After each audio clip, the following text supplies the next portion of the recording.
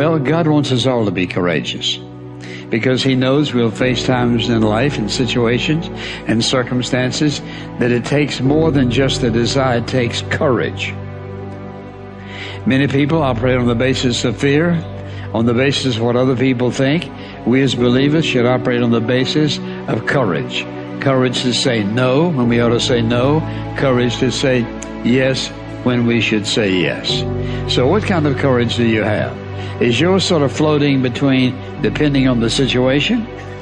Or do you know the difference between right and wrong for your life? And you've made up your mind.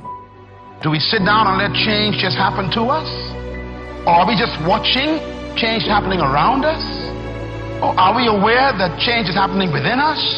Or are we going to be those proactive people who make sure that we affect what happens to us? Change also produces four types of people. They are in this room. First of all, there are people who watch things happen. Not all change is improvement. You used to weigh 128, and now you changed. And for some of you, that's not an improvement. You lost your wardrobe. You lost your ability to climb up steps fast. You even lost the quality of health that you had. Change doesn't mean improvement all the time.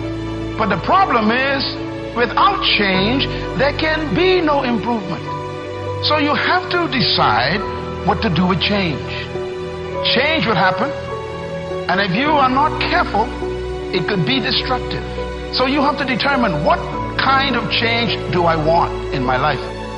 And I want you as a young person, as a mother and a father, as a business person, to think about your company even, or your family, or your educational pursuit. What kind of classes do you want to take in college this year? What kind of grades do you want? What kind of relationships you want to have in your life?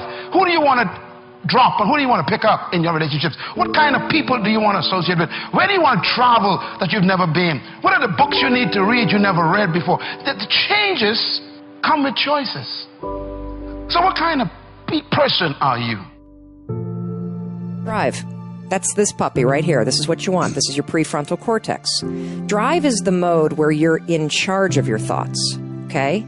It's where you are fully awake, you are present, and you are driving your thoughts and actions. When you're doing that, your prefrontal cortex is active. The prefrontal cortex is the part of the brain that you need in order to learn new behavior, in order to do something difficult, in order to do something uncertain, in order to do strategic thinking. So I'm going to give you an example. So I'm a righty. If I were to try to write with my left hand, Lewis is going to torture me and tie my hand behind my back and make me do this, I could do it. It would look like I was writing with my foot. And if Lewis came up to me and said, "Hey, Mel, you want some bulletproof coffee?" I'd be like, "Lewis, I'm trying to concentrate. I can't do this." My prefrontal cortex would be el fuego, because it is firing on all cylinders to communicate to my hand new behavior. So the thing that's cool about that is that you can use a simple trick. The moment you feel yourself hesitate, the moment you've got one of those moments where you know that you need to, this is that moment that Lewis talks to you about, where you got to step outside of your comfort zone and you've got to lean into your passion and you've got to really take some risks and you got to feel the fear and you got to do it anyway. That's the moment where you just woke up and now you got a decision to make. Are you going to drift back into the habits, or are you going to awaken your prefrontal cortex and drive forward and focus and do something new? I am a strong believer that we quit. Because why? How does a 297-pound cockroach guy who quit on everything is now considered one of the baddest men on the planet? How is that possible? It means I had to change one thing, my mindset. So there's no way in hell that was it, but that guy was in me. Well, that guy came down here and said, "Hey, guess what, man? You're a fat ass, but I'm going to now make you a badass. I'm going to miracle this to be a badass." No, it was in me. I had to believe and make that belief work. And through hard work, I did that. And if you understand the mind, it does what you tell it. That's its job. And if you tell it better stuff, you have an amazing life. And if you tell it mediocre stuff, you have a mediocre life. I want you to think about this goal that you want. I want you to envision it and see it in your mind's eye. And every day say to yourself that it's possible. See, most people are not accumulating wealth. Most people are living in poverty. Most people are living far below their potential, not because they don't have the capacity, not because they have not been given authority and dominion over everything on the face of the earth, but most people are living like they're living because of the fact that they don't believe they can have any more than what they now have. In the book called Miseducation of the Negro, Dr. Carter G. Woodson said, if you can determine what a man shall think, you'll never have to concern yourself with what he will do. If you can make a man feel inferior, you never have to compel him to seek an inferior status, for he will seek it himself. And if you can make a man feel justly an outcast, you never have to order him to go to the back door. He'll go without being told. And if there's no door, his very nature will demand one. That's why Scripture reminds us, be ye not conformed to this world, but be ye transformed by the renewing of your mind. So every day you have to sell yourself and get out of your mind those old thoughts, that old belief system. Every day you've got to sell yourself on that it's possible. That you got to put a new mind in you. You got to get out of your mind. You got to begin to restructure your thinking. Every day you've got to begin to recondition your mind. See, many of us go through life making choices, thinking it's our choices, and it's not. What do you mean by that? I'm reminded of the great anthropologist Margaret Mead. She was in a restaurant in Europe, and a waiter saw her and said, "Oh, how are you? I'm so glad to see you." He said, "There are several other Americans here tonight." And she said, "Is that right?" He said, "Yes." She said, "When you serve them dessert, let me know and I'll tell you exactly how many are here." He said, "That's not possible." She said, "Let me know after you serve dessert." When he served dessert, he came back and he told her. She got up, she walked around, and she looked and she observed, and she said, "You have exactly 65 Americans here." He checked the guest list and he was amazed. He said, "How did you know that?" She said, "Because in Europe, when you eat a slice of pie or cake, you eat it from the back toward the tip. In America, when we eat a slice of pie or cake, we eat it from the tip toward the back." How many of you, when you eat a slice of pie or cake, you eat it from the tip toward the back? Raise your hands, please. Good. Now, what else is in your mind? What else are you doing unconsciously that you don't even know? I'm going to say something and I want you to answer it after it. I want you to end it for me. Winston tastes good like what? How many of you don't even smoke Winston but know it? Raise your hands, please. Now that commercial been off the air for 30 years. 30 years. See, let me share something with you. The easiest thing I've ever done was to earn $1 million. The most difficult thing I've ever done was to believe it could happen to me. That was the most difficult part, to believe that given my circumstances, if my birth parents came down this aisle right now, I would not know either one if my daddy came up here or my mother came up here.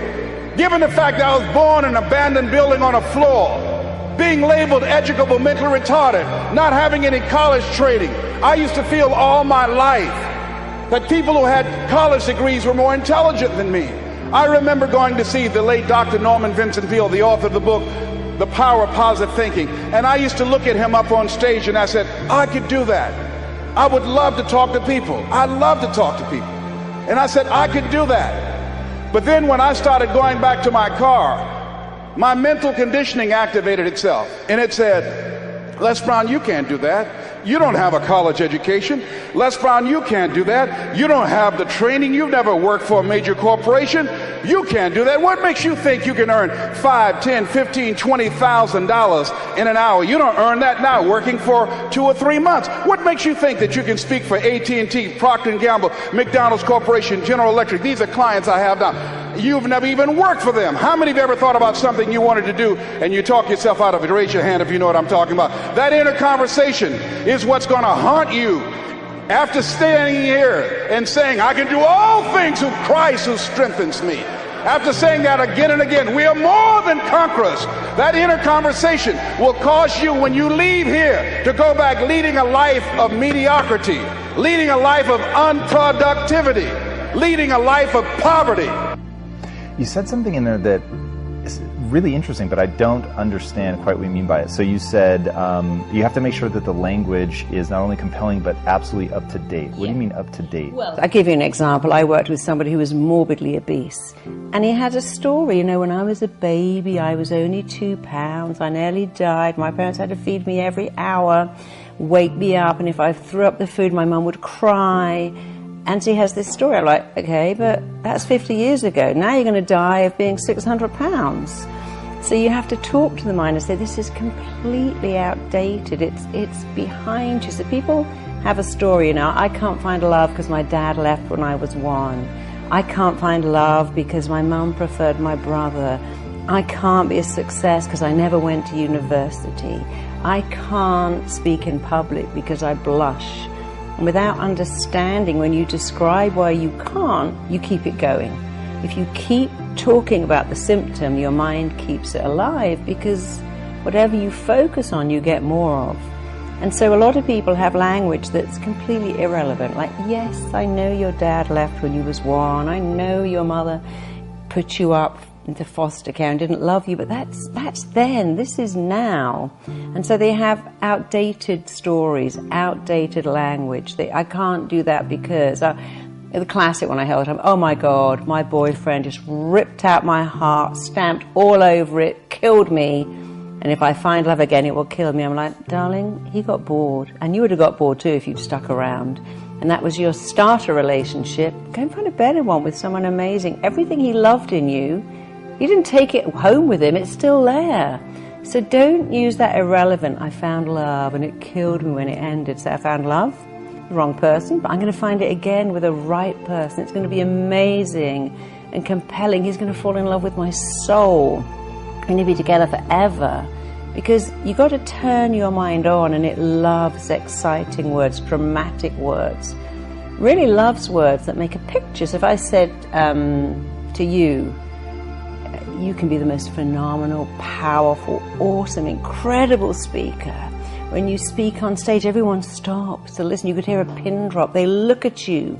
They hear what you're saying. They like you. The mind goes, oh, I like this. I know where I'm going here. But when you go, I'm not bad at speaking. Sometimes I'm quite good. Occasionally, I really get it right. The mind goes, what are you talking about? That's not dramatic enough for me. Yeah, I'm a huge believer in the power of self-talk, and that the way that you talk to yourself is going to have a profound impact on how you move forward, and like you said, getting excited and using big language. I'm way on board with that.